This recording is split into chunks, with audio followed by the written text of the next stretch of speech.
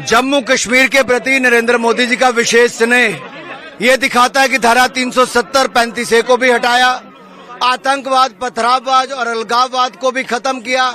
यहाँ पर जो घटनाएं होती थी आतंकवाद की, उसमें लगभग 75% की कमी आई है और 81% स्थानीय नागरिकों की हत्याएं कम हुई है। और यही नहीं, इसके अलावा हमारे यहाँ पर सुरक्षा कर्मियों की हत्याएं या शहादत पे भी लगभग 50% की कमी आई। मैं ये कहना चाहता हूँ, ये सब तब संभव हुआ जब एक मजबूत सरकार केंद्र में आई। यहाँ की सीटें हमने जुगल किशोर जी और डॉक्टर जितेंद्र सिंह जी दो हमारे सांसद यहाँ से चुनकर आए और नरेंद्र मोदी जी ने विकास की गंगा जम्मू कश्मीर के कोने कोने में बहाई है।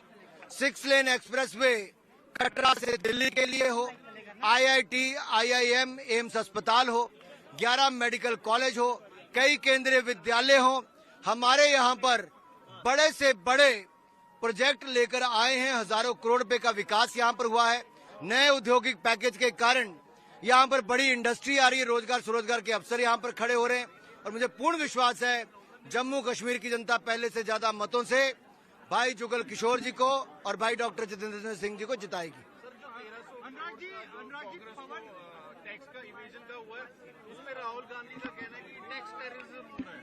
देखिए, कांग्रेस अहंकार में रहने वाला राजनीतिक दल है।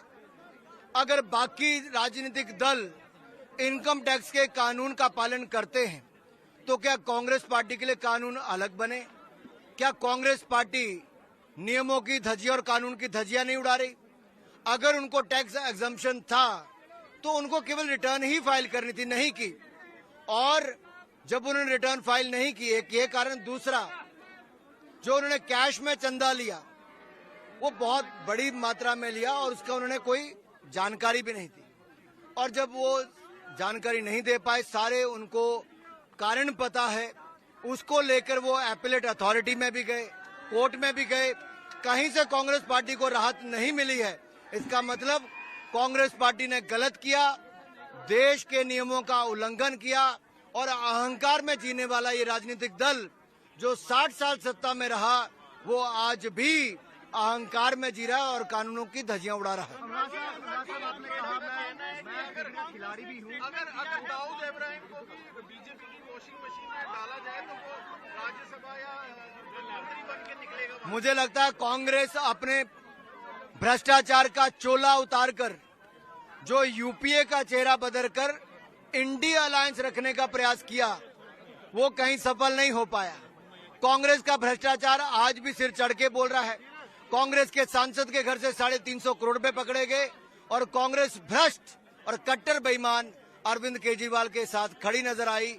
शराब घोटाले के कांग्रेस ने आरोप तो लगाए, लेकिन जब शराब घोटाले के आरोपी मनीष सिसोदिया, संजय सिंह और कई आम आदमी पार्टी के गुर्गे और दलाल पकड़े गए और कट्टर बेईमान अरविंद केजरीवाल भी आज गिरफ्त में है, तो कांग्रेस आज राजनीति कर रही है। जुगल किशोर जी की गुगली पर इस बार क्या लगता है, रमन भल्ला जी बोल्ड होने वाले? निश्चित तौर पर बोल्ड होंगे और क्लीन बोल्ड होंगे। कांग्रेस ने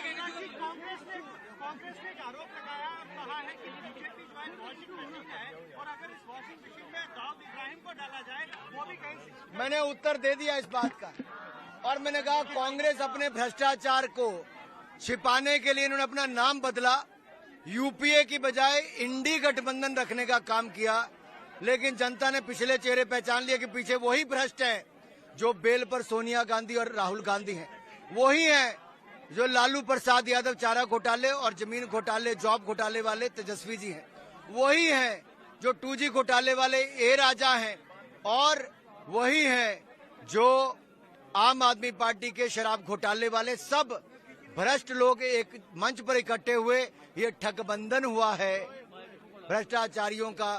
चोर चोर मसेरे भाई एक मंच पर इकट्ठे हुए हैं। अनुराग जी, ऑपोजिशन को 370 जैसी, आर्टिकल 370 जैसी फिल्में नहीं पच रही, कश्मीर फाइल जैसी फिल्में नहीं पच रही, वो कहते हैं कि समाज को गलत दिशा में दिखाया जा रही है। देखिए, कांग्रेस अगर इसको ही नकार दे कि कश्मीरी पंडितों के साथ अत्याचार नहीं हुआ, तो दिखता है कि कांग्रेस सच्चाई मानने के लिए तैयार नहीं। और सत्यता अगर अलग अलग फिल्मों के माध्यम से भी दिखाई गई तो ये वो बातें हैं जो कभी समाज के बहुत बड़े वर्ग के सामने नहीं आई, लेकिन फिल्मों के माध्यम से आई।